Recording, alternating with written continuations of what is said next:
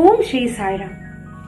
The spake Bhagavan Sri Sathya Sai ബാബ എന്ന ഈ സീരീസിന്റെ ഈ പുതിയ എപ്പിസോഡിലേക്ക് എല്ലാവരെയും ഹൃദയം നിറഞ്ഞ് സ്വാഗതം ചെയ്യുകയാണ്. സമാധാനം എന്നത് വളരെ പ്രാധാന്യമർഹിക്കുന്ന കാര്യമാണ് ഓരോരുത്തരുടെ ജീവിതത്തിലും. സമാധാനമില്ലാതെ എന്ത് കാര്യത്തിൽ ഏർപ്പെട്ടാലും അതൊരിക്കലും വിജയത്തിലേക്ക് എത്തുകയില്ല.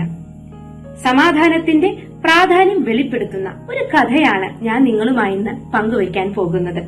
ഒരു രാജ്യത്ത് ഒരു രാജാവ് ഒരു മത്സരം സംഘടിപ്പിച്ചു. സമാധാനം എന്ന ആശയത്തിന് അനുയോജ്യമായി മികച്ച ചിത്രം വരയ്ക്കുന്ന കലാകാരനെ തന്റെ പ്രജകളിൽ നിന്ന് കണ്ടെത്തുക എന്നതായിരുന്നു ഇതിന്റെ ഉദ്ദേശം. 20 കലാകാരന്മാർ രാജാവ് നടത്തിയ ഈ മത്സരത്തിൽ പങ്കെടുത്തു. അതിനുശേഷം മത്സരത്തിന് അവസാനം രാജാവ് എല്ലാ ചിത്രങ്ങളും നോക്കി. അതിൽ നിന്ന് 2 ചിത്രങ്ങൾ അദ്ദേഹം തിരഞ്ഞെടുത്തു. ആദ്യത്തെ ചിത്രത്തിൽ വളരെ ശാന്തമായ തടാകം ഉൾക്കൊള്ളുന്നതായിരുന്നു.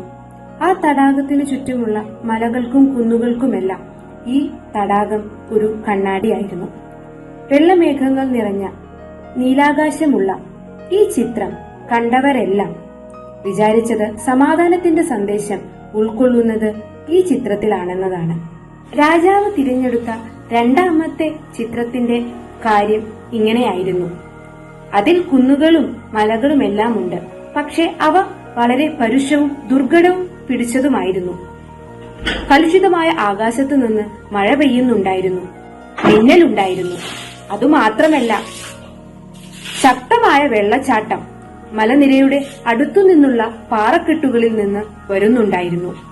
തികച്ചും സമാധാനപരമല്ലാത്ത ഒരു അന്തരീക്ഷമായിരുന്നു ആ ചിത്രത്തിൽ കാണുന്നുണ്ടായിരുന്നത്.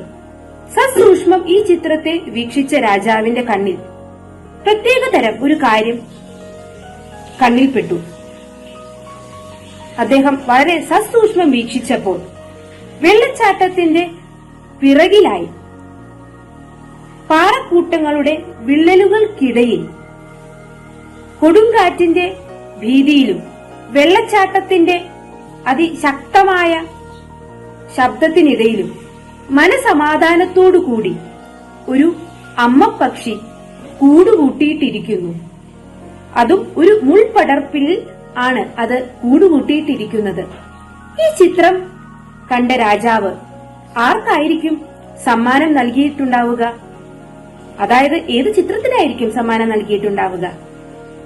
രണ്ടാമത്തെ ചിത്രത്തിനാണ്. അതിന്റെ കാരണം രാജാവ് വിശദീകരിക്കുന്നുമുണ്ട്. ശബ്ദമോ പ്രശ്നമോ ഭാരമേറിയതോ അല്ലാത്ത സ്ഥലത്തായിരിക്കുന്നതല്ല സമാധാനമെന്ന് പറയുന്നത്. പ്രശ്നങ്ങൾക്കിടയിലും വളരെ ശാന്തമായ മനസ്സോടുകൂടി ഇരിക്കാൻ സാധിക്കുന്നതാണ് സമാധാനം എന്നുകൊണ്ട് അർത്ഥമാക്കുന്നത്. The spake Bhagavan Sri Sathya Sai Baba.